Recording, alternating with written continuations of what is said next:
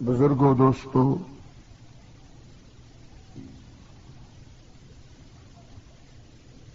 اور سپاہی صحابہ کے عزیز نوجوان ساتھیوں،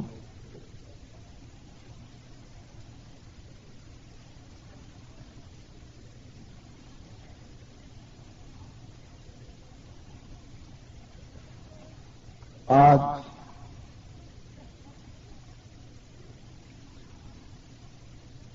فتح مبین کانفرنس کی یہ دوسری نشست ہے۔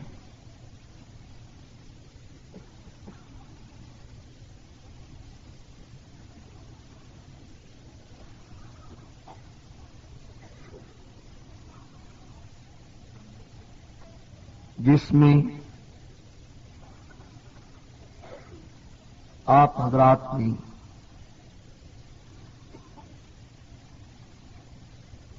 بڑے ہی جوش و خروش کے ساتھ کثیر تعداد میں شرکت فرمائی ہے،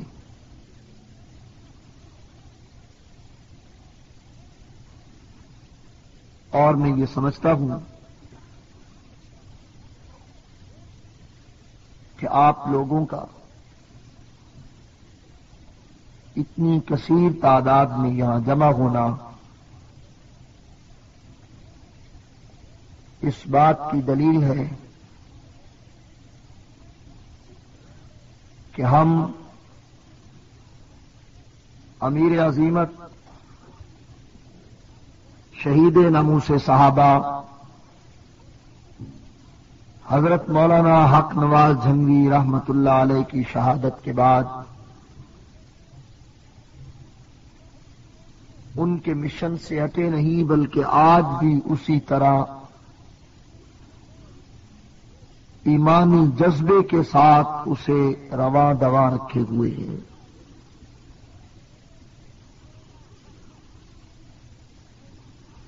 اور انشاءاللہ العزیز ہماری جد و جہد، ہماری منزل اصحاب رسول صلی اللہ علیہ وسلم کے تقدس کا دفاع کرتے ہوئے یہ ہے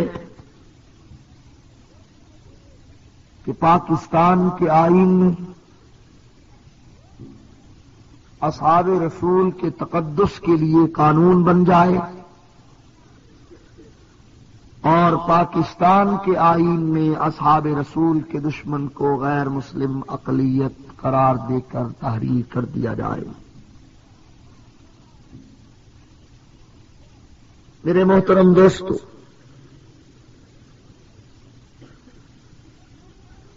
اگرچہ یہ بات بہت بڑی بات ہے،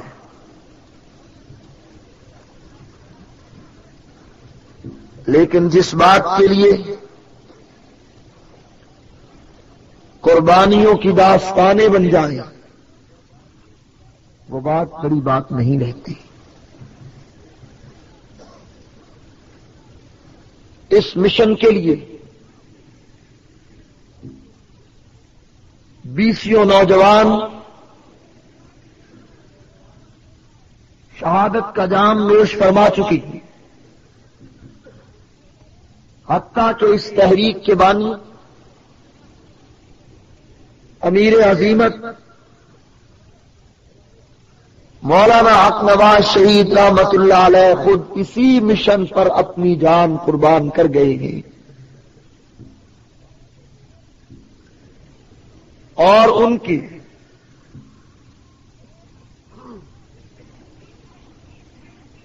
ایک مقام پر خطاب فرماتے ہوئے تقریر کے یہ الفاظ ہیں کہ اگر مجھے شہید کر دیا گیا تو میری شہادت کے بعد میرا خون سنی تحریک کو جنم دے گا، اور آج ان کی شہادت کے بعد اہل سنت والجماعت نے اپنی تحریک کا آغاز کر دیا ہے، اور وہ تحریک سنی انقلاب کی تحریک، سنی حقوق کی تحریک، اصحاب رسول صلی اللہ علیہ وسلم کے تقدس کی تحریک، اصحاب رسول صلی اللہ علیہ وسلم کی عفت و ناموس کی تحریک آج پاکستان کے اس قانون ساز ادارے میں پہنچ چکی ہے جہاں پہ وہ نظام وضع کیا جاتا ہے، وہ قوانین بنائے جاتے ہیں جن قوانین کے مطابق ملک کا نظام چلایا جاتا ہے۔ آج جب وہ تحریک اس قانون ساز ادارے میں پہنچ گئی ہے تو لوگ تعجب کرتے ہیں کہ میں ایک ایسا آدمی تو اس تحریک کا ایک ایسا رکن تو اسمبلی میں پہنچ گیا جس کو ہم نے اسمبلی میں پہنچنے سے پہلے سٹیج پر سنا تھا تو وہ کہتا تھا کہ اصحاب رسول کا دشمن شیعہ ہے اور وہ کافر ہے۔ ایک ایسا شخص پاکستان کی نیشنل اسمبلی میں پہنچ گیا ہے جو یہ کہتا تھا کہ ہم سنی حقوق کی جد و جہد کر رہے ہیں، سنی حقوق اہل سنت کو دلانا چاہتے ہیں۔ اب دیکھیں اسمبلی میں پہنچ جانے کے بعد وہ شخص کیا کرتا ہے؟ کیا سنی حقوق کی بات کرتا ہے یا نہیں کرتا؟ کیا وہ اصحاب رسول کے دشمن شیعہ کو کافر سمجھتا ہے یا نہیں سمجھتا؟ قبل اس سے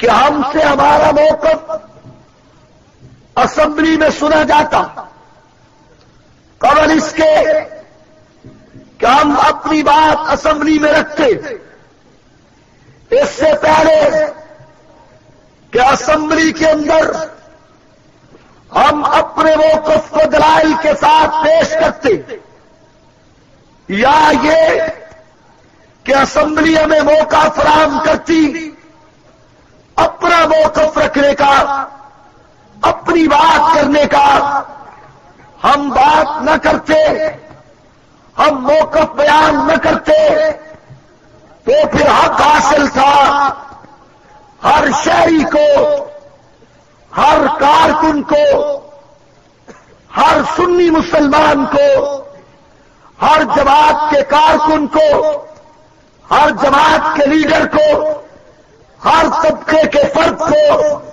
ہر طبقے کے ذمہ دار افراد کو کہ وہ جو چاہتے ہمارے متعلق رائے قائم کرتے۔ کسی کے جی میں آتا تو وہ کہتا کہ سرکاری بینچ پہ بیٹھ کے سرکار کے ہو گئے ہیں لہذا بات نہیں کی گئی۔ کوئی شخص ہمیں یہ کہتا کہ سرکار سے پیسے لے لیے ہی اس لیے انہیں موقع تو ملا بات نہیں کی، لیکن ابھی اگر موقع بھی نہیں آیا بات کرنے کا، لیکن ابھی ہم نے وہ بات بھی اسمبلی میں نہیں رکھی تو اس سے پہلے کوئی شخص یہ کہے کہ اپنے موقف سے ہٹ گئے گی، اس سے پہلے کوئی شخص یہ کہے کہ اپنے موقف سے دستبردار ہو گئے گی، اس سے پہلے کوئی شخص یہ کہے کہ اپنے نواز کمیشن کو چھوڑ دیا ہے، اس سے پہلے کوئی شخص یہ کہے کہ پیسے لے لیے ہیں، اس سے پہلے کوئی شخص یہ کہے کہ سرکار کی نوکری شروع کر دی ہے، تو میں کہتا ہوں اس سے بڑی کوئی بددھیانتی نہیں ہے، اس سے بڑی کوئی خیانت نہیں ہے، اس سے بڑا کوئی دھوکہ نہیں ہے، اس سے بڑا کوئی دھوکہ نہیں ہے، اس سے بڑا کائنات کا کوئی جھوٹ نہیں ہے کہ ہمارے موقف کو سننے سے پہلے ہمارے موقف کے اوپر کوئی شخص بات کر سکے۔ میں واضح طور پہ کہتا ہوں کہ امن نہ بننے کے بعد میرا وہی موقف ہے سے پہلے بھی صحابہ کے دشمن کو، شیعہ کو صحابہ کا دشمن سمجھتا تھا اور کافر کہتا تھا، اور آپ بھی کہتا ہوں، بواگے دوران کہتا ہوں، سٹیک پہ کہتا ہوں، نیٹورک پہ کہتا ہوں، نیوات پہ کہتا ہوں، اور موقع میں نے دیا تو پاکستان کی نیشنل اسمبلی میں بھی کہوں گا، صحابہ کا دشمن شیعہ ہے اور وہ کافر ہے، یہودی سے بڑا کافر ہے، سکھ سے بڑا کافر ہے، عیسائی سے بڑا کافر ہے۔ کافر کافر کافر کافر کافر کافر کافر کافر کافر کافر نعرہ تکبیر، زندہ ہے تگری، زندہ ہے تگری، ماں کا تگری، بہنوں کا تگری، کافی کی شکل میں، کافی کی شکل میں، فاروقی کی شکل میں، ترابات دبا لو، سب مل کے بولو، آپا کو سنا دو، شیعہ کو بتا دو، زندہ ہے تگری، نعرہ تکبیر۔ ہم نے یہ موقع جذبات میں آ کر نہیں اختیار کیا، ہم نے یہ موقع کسی کے دلائل سن کر نہیں اختیار کیا، ہم نے یہ موقع کسی کی خطابت یا کسی کی تقریر یا کسی کے دلائل کو سننے کے بعد اختیار نہیں کیا، ہم نے یہ موقف عقیدہ اور ایمان کی بنیاد پر اختیار کیا ہے۔ ہم اپنی جان دے سکتے ہیں، عقیدہ نہیں چھوڑ سکتے۔ کافر کافر کافر کافر کافر کافر، جو نہ مانے، جو نہ مانے، یعنی مجھے حیرت ہوتی ہے، میں نے رات عرض کیا تھا کہ سٹیج پہ سننے والے ہمیں کہتے ہیں مولانا وہی بات ہوگی، اور اسمبلی والے کہتے ہیں مولانا یہ سٹیج نہیں، سٹیج پہ میں آتا تھا، اسمبلی میں بھی میں گیا ہوں، اللہ کے فضل و کرم سے گیا ہوں، میں نے پاکستان کی نیشنل اسمبلی کی سیٹ نواز شریف سے نہیں لی، صدر اسحاق سے نہیں لی، میں نے نیشنل اسمبلی کی سیٹ کسی سیاسی لیڈر سے ہاتھ پھیلا کے نہیں لی، میں نے نیشنل اسمبلی کی سیٹ صحابہ کے تقدس کے لیے لی ہے، میں نیشنل اسمبلی میں صحابہ کے تقدس کی دھوم مچاؤں گا۔ قلب جب بھی زندہ تھا، قلب جب بھی زندہ تھا، قاسمی کی صورت میں، قاسمی کی صورت میں میری الیکشن کمپین میں انجمن سپاہ صحابہ کے شاعر جناب طاہر جنگی صاحب لوگوں کو مخاطب کر کے، توجہ ہے آپ کی، لوگوں کو مخاطب کر کے میری طرف انگلی کا اشارہ کر کے کہتے تھے دو ووٹ صدیق میں نوکروں، دو ووٹ صدیق میں نوکروں، گلی بنانے والوں کو نہیں، سڑک بنانے والوں کو نہیں، سوئی گیس لانے والوں کو نہیں، ملازمتیں دلوانے والوں کو نہیں، دو ووٹ صدیق میں نوکروں، میں نے ووٹ صدیق کی نوکری کے لیے دیا ہے، میں نیشنل اسمبلی میں پاکستان کے پرائم منسٹر کی نہیں، پاکستان کے پریزیڈنٹ کی نہیں، میں پاکستان کی نیشنل اسمبلی میں صدیق کی نوکری کروں گا۔ کافر کافر کافر کافر، قلب جنگ میں زندہ تھا، قلب شیعہ کافر تھا۔ سوال کرنے والوں کو شرم کرنی چاہیے کہ تم سوال کس سے کرتے ہو؟ ہم نے تختہ نام پہ لٹک کے کہا ہے شیعہ کافر ہے۔ 302 لگ جانے کا مطلب ہے کہ آدمی تختہ دار پہ پہنچ گیا ہے۔ یہ بات کی بات ہے کہ وہ بری ہوتا ہے یا اسے سزائے موت سنا دی جاتی ہے۔ ہماری قسمت میں اس وقت موت نہیں تھی، لہذا ہمیں اس مقدمے سے بری کیا گیا۔ 302 کا مقدمہ شیعہ کو کافر کہنے پہ میرے اوپر لگایا جائے اور پھر مجھ سے سوال کرنے والا کہے کہ آپ نے شیعوں کو کہیں کافر کہنا تو نہیں چھوڑ دیا، یا تمہاری زندگی پہ لعنت یا پھر ہم پہ لعنت، رب کعبہ کی قسم کھا کے کہتا ہوں یہ سوچ چھوڑ دو، یہ بات چھوڑ دو، ذہنوں سے نکال دو کہ ہم اصحاب رسول کے دشمن شیعہ کو ایک لڑا کے لیے بھی، ایک گھڑی کے لیے بھی مسلمان تصور کر لیں۔ للکار ہے، للکار ہے، للکار ہے، للکار ہے، للکار ہے، للکار ہے۔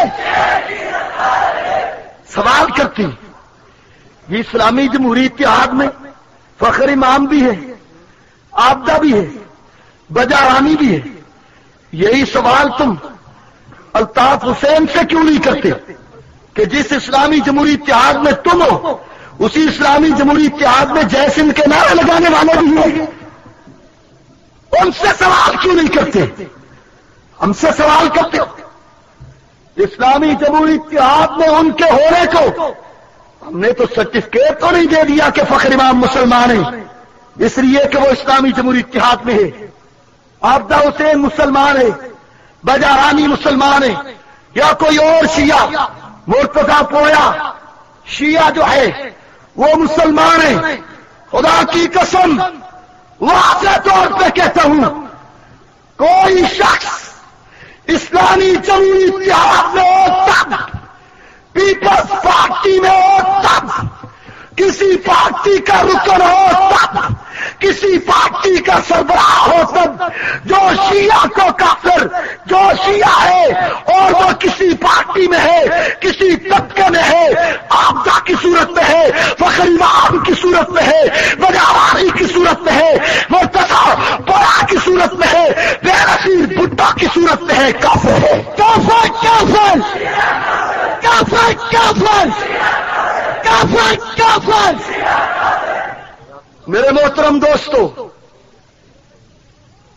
پاکستان کی نیشنل اسمبلی لوگ کہتے ہیں کہ جی یہ اسمبلی ہے، یہ پارلیمنٹ ہے، پارلیمنٹ میں پارلیمنٹ کی زبان چلے گی، سٹیج والی نہیں۔ تو جس اللہ نے اسمبلی میں بھیجا ہے وہ اللہ اسمبلی میں صحابہ کے تقدس کی بات کرنے کی ہمت بھی دے گا، میرا ایمان ہے انشاءاللہ۔ اللہ کے فضل و کرم پہ بھروسہ کر کے کہتا ہوں میرے محترم دوستو، کیسے اصحاب رسول کے تقدس کے اس مشن کو چھوڑ دیا جائے، کیسے اصحاب رسول صلی اللہ علیہ وسلم کی عفت و عصمت کے اس ناموس کی خاطر قربانیوں کی داستان کے اس مشن کو چھوڑ دیا جائے۔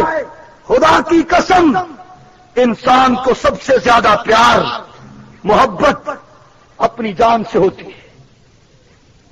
لڑائی ہو، جھگڑا ہو، مال جائے، کسی آدمی کے گھر ڈاکو آ جائے، سارا گھر کا مال لوٹ کے لے جائے، سارا پیسہ روپیہ زیور کپڑے ہر چیز اٹھا کے لے جائے، اور کلاشن کوفوں سے مسلح، کلاشن کوفے کن پٹی پہ رکھ کے سینے پہ رکھ کے سب کچھ چھین کے لے جائے۔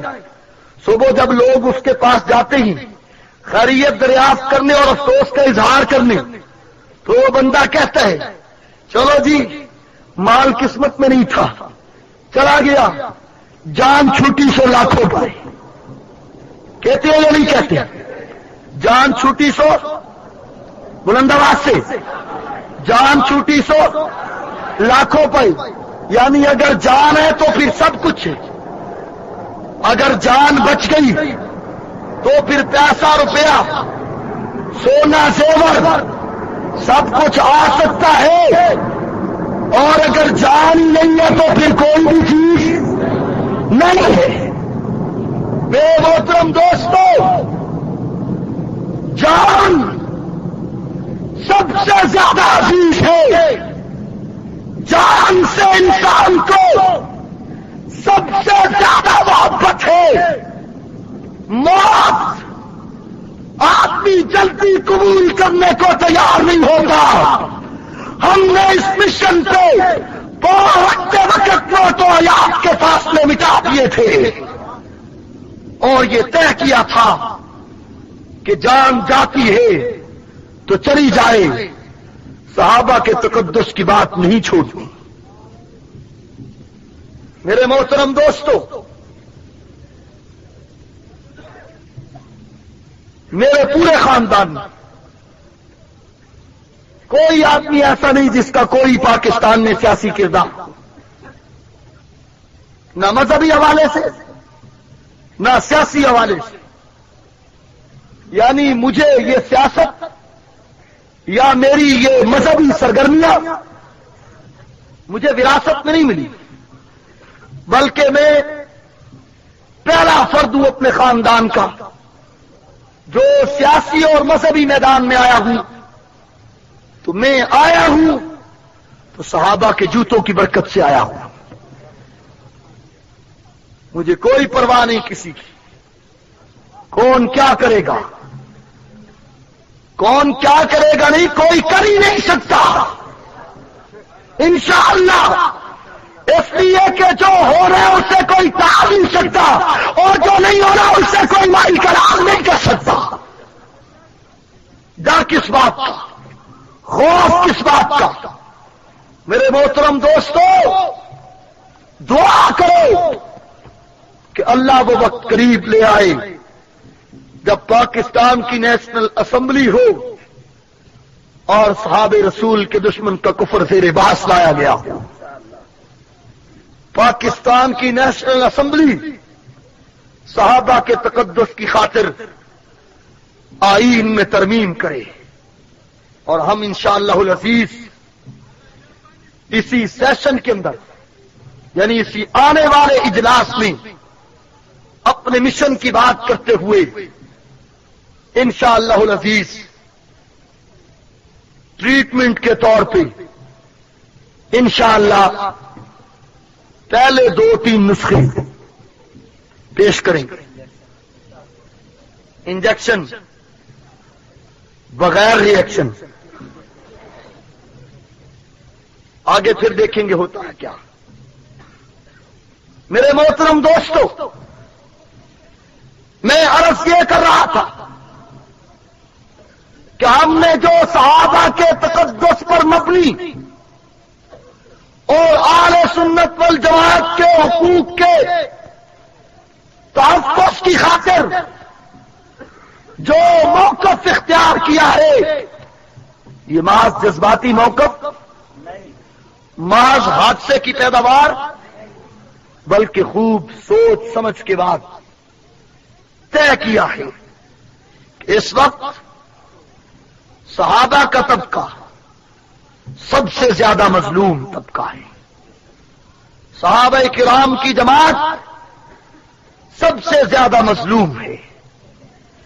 یہ وہ اصحاب رسول صلی اللہ علیہ وسلم ہیں جنہوں نے میرا آقا کا ساتھ اس وقت دیا جس وقت وہ لوگ جن سے میرے آقا نے پوچھا تھا کہ بتاؤ میری 40 سال کی زندگی تمہارے سامنے ہے, بتاؤ تم نے محمد بن عبداللہ کو کیسا پایا صلی اللہ علیہ وسلم.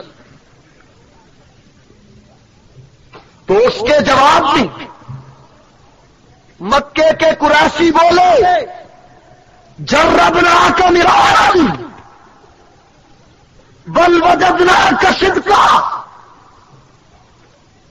کہ اے ہمارے بھتیجے, اے ہمارے محبوب, اے ہماری آنکھوں کے تارے, جربناک مرارا, ہم نے تجھے کئی بار آزمایا, تجربہ کیا اس بات کا تیری 40 سال کی زندگی کا کہ کیا تو جھوٹ تو نہیں بولتا, کیا تو امانت میں خیانت تو نہیں کرتا, کیا تو کسی کے ساتھ زیادتی تو نہیں کرتا, کیا تو جھوٹ تو نہیں بولتا. ہم نے بار بار آزمایا، نہ تو نے کبھی امانت میں خیانت کی، نہ تو نے کبھی کسی کو دھوکہ دیا، نہ تو نے کبھی کسی کے ساتھ جھوٹ بولا۔ تو آقا فرماتے ہیں ذرا اس پہاڑی کی اوٹ میں دیکھو تمہیں کچھ نظر آ رہا ہے؟ سب نے نظریں دوڑائیں، کچھ ہوتا تو نظر آتا۔ آقا فرماتے ہیں کچھ نظر آیا؟ جب آپ نے انکار کیا، آقا فرماتی ہیں اگر میں تمہیں کہوں کہ اس کے پیچھے ایک لشکر ابھی تمہارے اوپر حملہ آور ہونے والا ہے تو تم کیا کہو گے؟ تو سب کے سب بیک زباں ہو کر بولتے ہیں ہم یہ نہیں کہیں گے کہ آپ جھوٹ بولتے ہیں، اس لیے کہ جب 40 سال میں کبھی جھوٹ نہیں بولا تو آج کیسے جھوٹ بولیں گے؟ ہم سمجھیں گے ہماری آنکھیں چدی آ گئی، ہم سمجھیں گے ہماری عقل موت ہو گئی، ہم سمجھیں گے ہمیں نظر نہیں آیا، لیکن اپنی زبان سے یہ نہیں کہہ سکتے تجربے کی بنا پر کہ محمد کی زبان سے جھوٹ نکلا ہو۔ اس کے بعد آقا فرماتے ہیں تو پھر کہتے کیوں نہیں کہ میں اللہ کا نبی ہوں، میں اللہ کا رسول ہوں، خالق نے مجھ پر وحی کو نازل کیا ہے، میں آج کے بعد اعلان کرتا ہوں نا محمد الرسول اللہ۔ بلند آواز سے صلی اللہ علیہ وسلم۔ یہ الفاظ سننے کے بعد وہی لوگ جو کہتے تھے جربنا کا میرا رنگ، پتھر اٹھایا اور پیغمبر کی پیشانی پہ یاد کو کیسے بلا دیا جائے۔ مکے کے چوک میں سیدنا خبیب اور سیدنا زید بن مسنہ رضی اللہ تعالیٰ عنہما دونوں کو پھانسی پہ لٹکانے کے لیے تختہ دار پہ لا کے کھڑا کر دیا، ہتکڑیوں اور بیڑیوں میں جکڑ کر، ہاتھ باندھے ہوئے، پاؤں باندھے ہوئے، سامنے پھانسی کا پھندا نظر آ رہا، اور کافروں کا سردار کہتا ہے کہ بتاؤ تمہیں چھوڑ دیا جائے؟ تو ذرا آپ تصور میں ذرا اس منظر کو دیکھیں کہ آپ کو اگر تختہ دار پہ کھڑا کیا ہو، سزائے موت ہو چکی ہو، اور ابھی کام صرف اتنا ہو کہ وہ پھندے کو تمہارے گلے میں لٹکانا ہو اور پھر ہینڈل کو کھینچنا ہو، تو کیا کیفیت ہوگی کہ اس وقت آپ کو کہہ دیا جائے کہ تمہاری جان بخشی ہو سکتی؟ تو سیدنا خبیب رضی اللہ تعالیٰ عنہ فرماتی کہ ہاں کہ ایک بات ہے چھوٹی سی، بس اپنی زبان سے وہ نکال دو، اپنی زبان سے 2 جملے کہہ دو، 2 جملے، تمہاری جان بخشی ہو جائے گی، تمہیں پھانسی کے پھندے کے اوپر نہیں لٹکایا جائے گا، تمہیں چھوڑ دیا جائے گا۔ 2 جملے کون سے، 2 الفاظ کون سے؟ اپنی زبان سے اتنا کہہ دے کہ میری جگہ پہ اگر آقا محمد صلی اللہ علیہ وسلم کو لا کے کھڑا کر دیا جائے مجھے کوئی تکلیف نہیں ہوگی۔ خبیب بپرے ہوئے شیر کی طرح ہتکڑیوں اور بھیڑیوں میں جکڑا ہوا رہتا ہے، خبردار اپنی زبان بند کر، میرے محمد، میرے پیغمبر، میرے آقا، میرے پیارے پیغمبر کے متعلق تیری غلیظ زبان سے دوبارہ یہ جملے نہ نکلے۔ وہ تو تختہ دار کی بات کرتا ہے، میں تو آقا کی ایڑی میں کانٹے کا چبھنا بھی برداشت نہیں کر سکتا۔ نعرہ تکبیر، شان صحابہ، کردار صحابہ، انجمن سپاہ صحابہ، جن صحابہ نے اس طرح نبوت کا ساتھ دیا ہو، آج ہم ان صحابہ کے تقدس کی بات کو چھوڑ دیں صرف اس لیے کہ نیشنل اسمبلی کی سیٹ پہ زد آتی ہے، صرف اس لیے کہ نیشنل اسمبلی کے لوگ کہیں گے کہ یہ بات اچھی نہیں، ممکن ہے کہ اس کے علاوہ بھی کچھ کہا جا سکے، صرف یہ بات سوچ کر ہم اتنی مقدس شخصیات کو چھوڑ دیں۔ میرے محترم دوستو، ہم نے فیصلہ کر لیا ہے، یا لگتے لگتے، کوشش کرتے کرتے، محنت کرتے کرتے، جدوجہد کرتے کرتے، لڑائی لڑتے لڑتے اپنے مشن کو پائے تکمیل تک پہنچانے کے یا ہمارا رات نواز کی طرح اپنی جان دے دیں گے. للکار ہے، للکار ہے، للکار ہے، للکار ہے. تیری آواز، میری آواز، تیری آواز، میری آواز. میرے محترم دوستو، ہمیں حیرت ہوتی ہے اس بات پر کہ جب ہم صحابہ کرام کے تقدس کی بات کرتے ہیں، سنی حقوق کی بات کرتے ہیں، تو لوگ ہمیں کہتے ہیں کہ مولوی صاحب یہ فرقہ واریت ہے. مولوی صاحب ملک کے حالات ایسے نہیں ہیں. اور پھر اس کے ساتھ ساتھ بعض لوگ تو باقاعدہ واز کرنا شروع کر دیتے ہیں. بالکل، بلکہ اس سے بھی آگے بعض لوگ ایسے سمجھ بیٹھتے ہیں کہ جیسے شاگرد رشید صاحب سبق لینے کے لیے میرے پاس دو زانو ہو کر بیٹھے. حکمت، تشدد نہیں، پیار، محبت، سلو جوئی. نبی علیہ الصلوۃ والسلام نے پورے کا پورا دین پیار، محبت، سلو کے ساتھ پھیلایا. میرے محترم دوستو، سلو کا بھی ایک وقت تھا. بلال کو تپتی ریت پہ لٹایا گیا، برداشت کیا گیا. زنیرہ و سمیہ پہ ظلم کی داستانیں بنی، برداشت کیا گیا. اور جب صحابہ پکار اٹھے متا نصر اللہ، کب آئے گی اللہ کی وہ مدد جس کا صبح و شام ہم سے وعدہ ہوتا ہے، تو پھر اسی رب کی یہ آیت ہے جس رب کی طرف سے ادعو الی سبیل ربک بالحکمہ سناتے ہو. اسی رب نے نبوت کو حکم دیا ہے وقتلوہم حیث ثقفتموہم واخرجوہم من حیث اخرجوکم والفتنة اشد من القتل. شیعہ رافضیت فتنہ ہے، اس فتنہ کو ختم کر کے دم لیں گے. مصلحت واف بعد میں سنیں گے، ٹھیک ہے؟ ابھی کوئی سپاہی صحابہ کا کارکن شیعت کے موقف پر کوئی بات مت سنے، کوئی نصیحت مت سنو. ایک ہی ٹھان کے رکھو کہ یہ فتنہ ہے اور فتنے کو ختم کرنا ہے. فتنے کو بلند آواز سے، فتنے کو. تم ابھی بھی اسے فتنہ نہیں سمجھتے. بے نظیر بھٹو 2 سال تمہارے اوپر برس اقتدار ہو کر رہی ہے، پوری قوم چلا اٹھی، یہ ابھی بھی فتنہ نہیں ہے.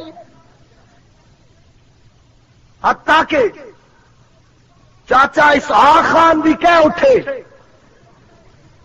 کہ کرپشن کے ریکارڈ توڑ دیے. پہلے دوربین لگا کے دیکھتے رہے، پہلے سب کچھ دیکھتے رہے، ہوتا رہا. بیچارے میاں نواز شریف صاحب کہتے رہے ظلم ہو رہا ہے. آپ کے الطاف حسین صاحب بھی کہتے رہے بابا جی کچھ کرو، پر بابا جی نے کچھ نہ کیا. آخر وہ پٹھان والا جب غصہ آیا تو پورا ہی رگڑا نکال دیا. فتنہ تھا تو رگڑا نکالا.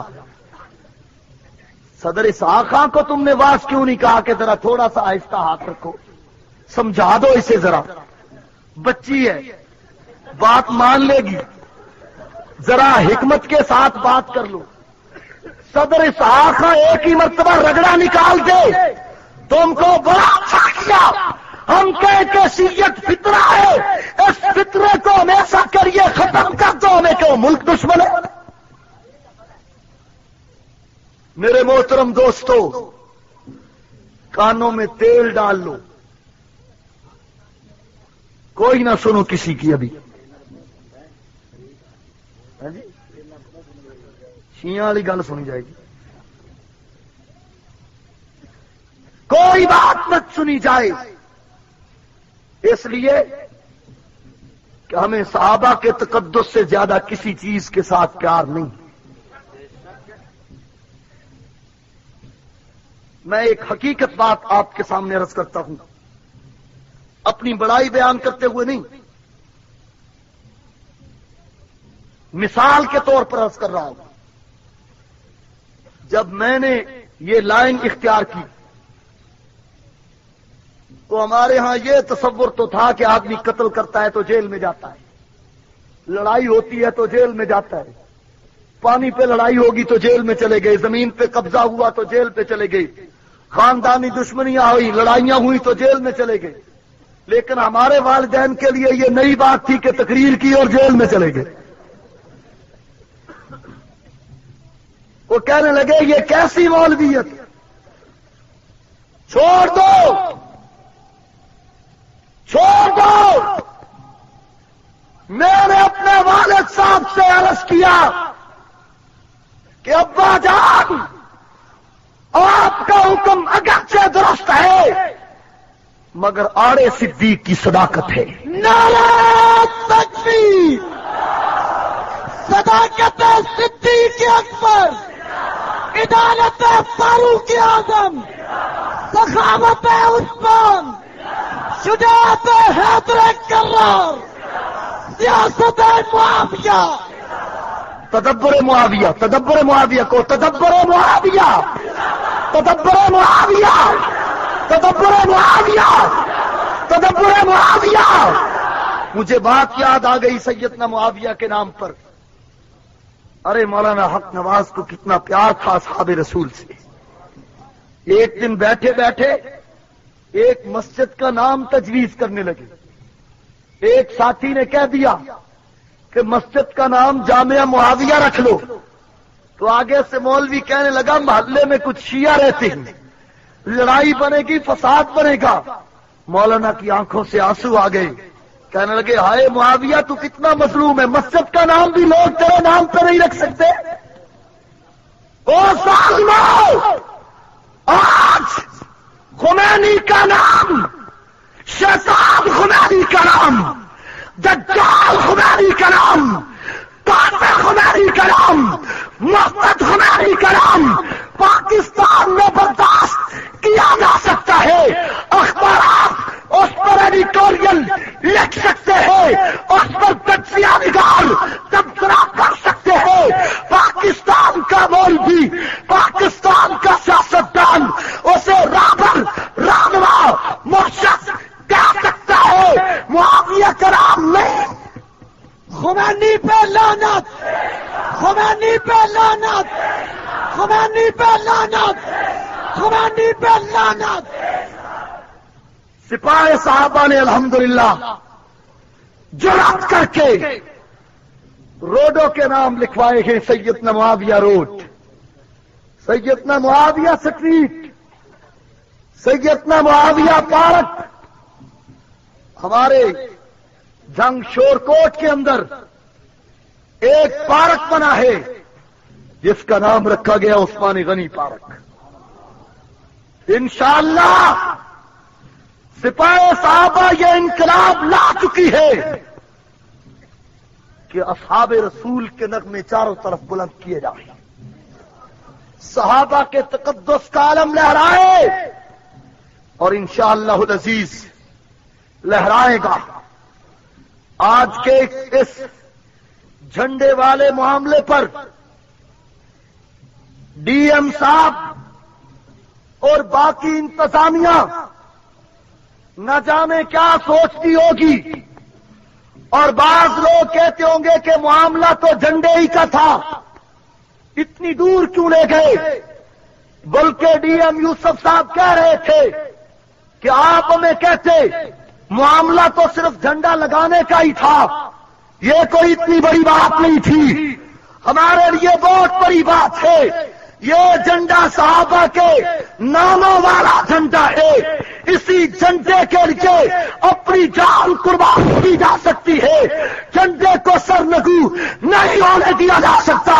صحابہ پہ صدیق اکبر کا نام ہے، جھنڈے پہ ابو بکر کا نام ہے، عمر کا نام ہے، عثمان کا نام ہے، علی کا نام ہے، معاویہ، حسن حسین کا نام ہے۔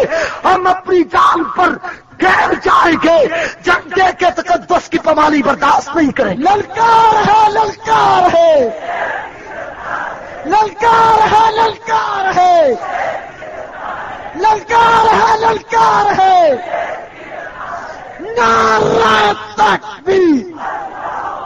سپاہ صحابہ کے نوجوانوں کو کہوں گا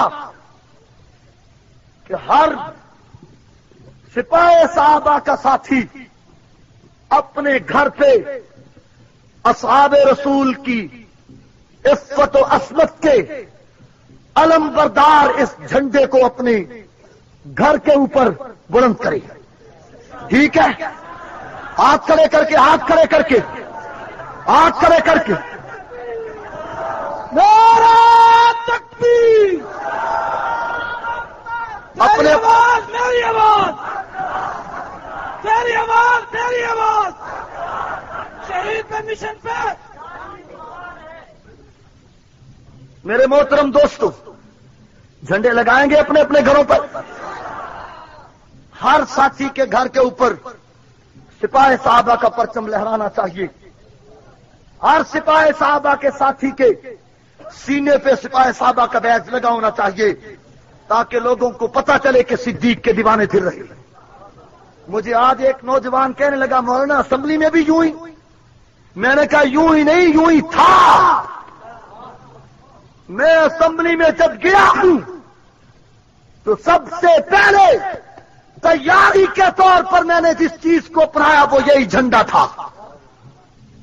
اس لیے کہ یہ جھنڈا صحابہ کرام کے تقدس اور ان کے عفت و عصمت کی خاطر بنایا گیا ہے اور یہ نشانی ہے صحابہ کرام کے تقدس کی.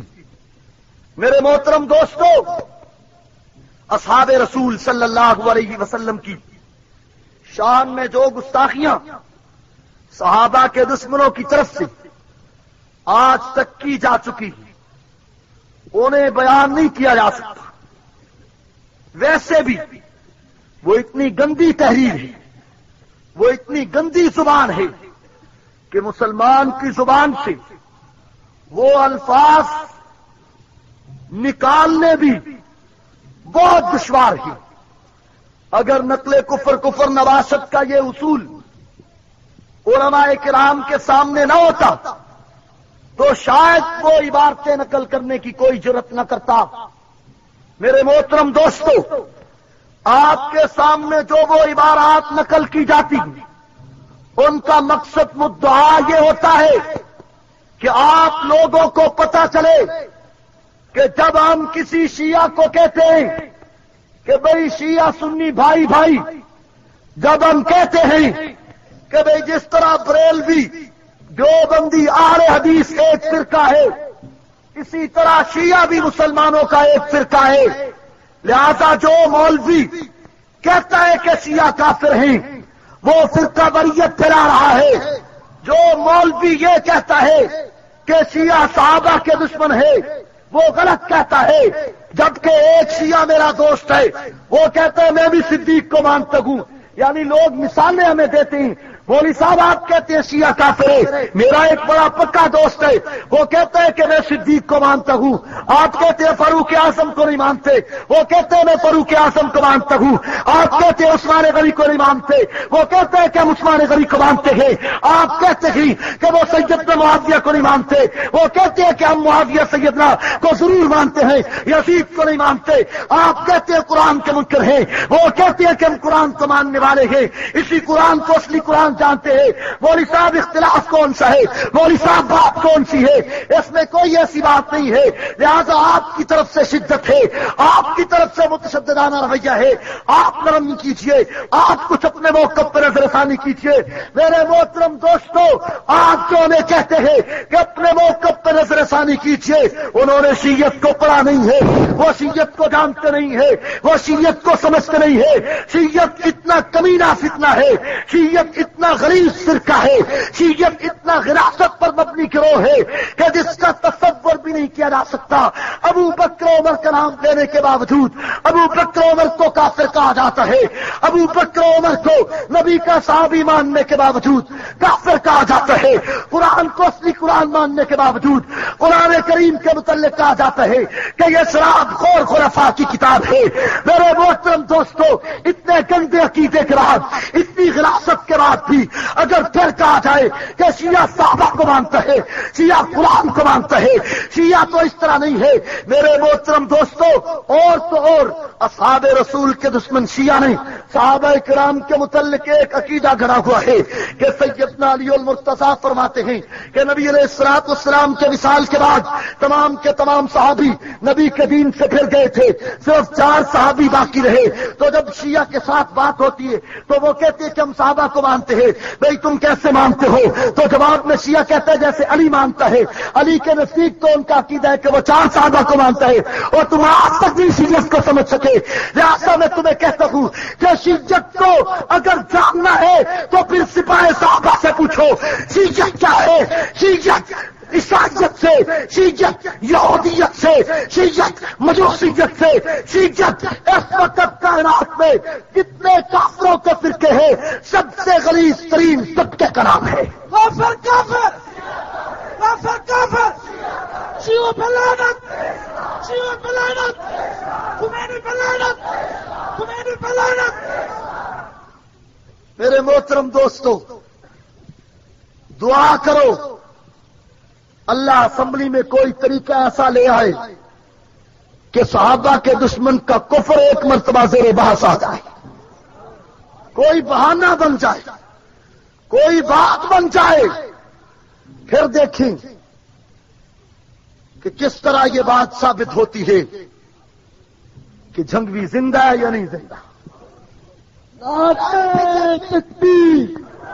کل بھی جنگوی زندہ تھا، کل بھی جنگوی زندہ تھا، قاسمی کی صورت میں، قاسمی کی صورت میں، فاروقی کی صورت میں۔ میرے محترم دوستو، اصحاب رسول صلی اللہ علیہ وسلم ہمارے عقیدے اور ایمان کی بنیاد ہے، اور میں اپنی MQM کے دوستوں کو متوجہ کرنا چاہتا ہوں، مہاجر قومی موومنٹ کے دوستوں کو متوجہ کرنا چاہتا ہوں کہ تم مہاجر کر رہے ہو، مہاجروں کے حقوق کی بات کر رہے ہو۔ میں بھی کہتا ہوں، تائید کرتا ہوں، مہاجروں کو ان کے حقوق ملنے چاہیے، لیکن اگر میں تم سے یہ مطالبہ کروں کہ جس نے تمہیں ہجرت کرنا سکھایا ہے، جو ہجرت کرنے والوں کا امیر ہے، پہلے اس کے تقدس کا دفاع کرو، پہلے اس سے حقوق واپس چلاؤ، بعد میں اپنی بات کرنا۔ نعرہ تکبیر،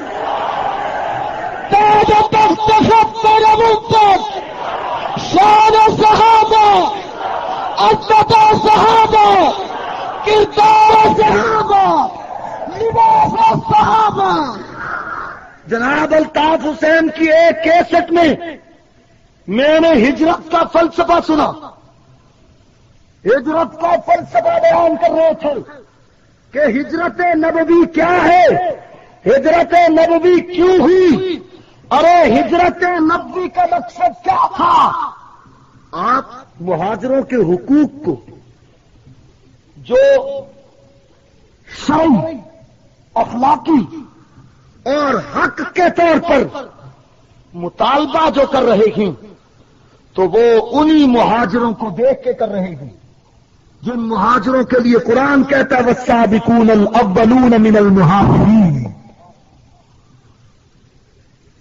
تمہیں انڈیا سے پاکستان آنے کی ہجرت تو یاد ہے، مکے سے مدینے جانے کی ہجرت یاد نہیں؟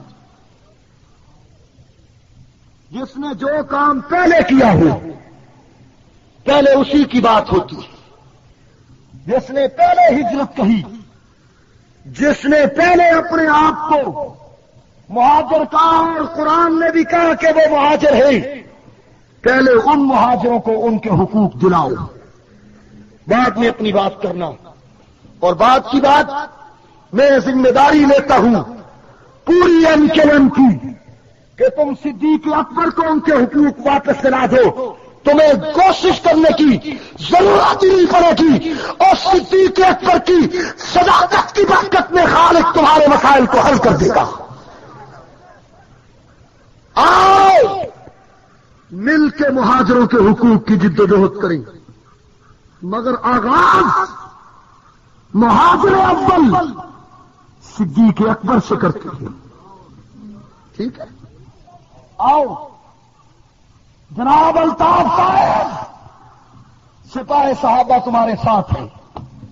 صرف ایک شرط ہے کہ ابتدا صدیق اکبر سے کر لو، انتہا کراچی پہ آ کے کر لو. ہم تمہارا ساتھ دیں. آؤ. اور اگر ایسا نہیں ہے تو پھر لوگوں سمجھ لو کہ دین مذہب کی کوئی بات نہیں، پھر یہ نظریات نہیں تھی، پھر یہ کچھ اور. میرے محترم دوستوں، ہماری جدوجہد، ہماری منزل اصحاب رسول کے تقدس کا دفاع ہے. قانونی اور آئینی طور پر ہم اصحاب رسول کی وہ حیثیت پاکستان کے آئین سے بندانا چاہتے ہیں جو قرآن نے بیان کی ہے، جو پیغمبر کی زبان نے بیان کی ہے.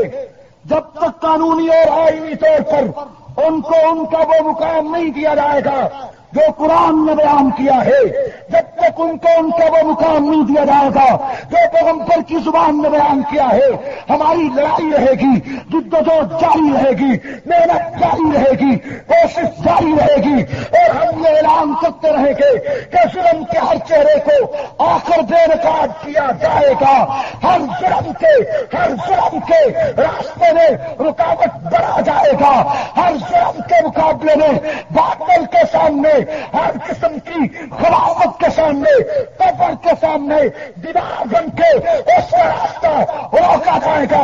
قانون، آئین، طاقت، راشن کو کوئی دفعہ، کوئی مقدمہ، حتیٰ کہ گولی کی پرواہ نہیں کی جائے گی.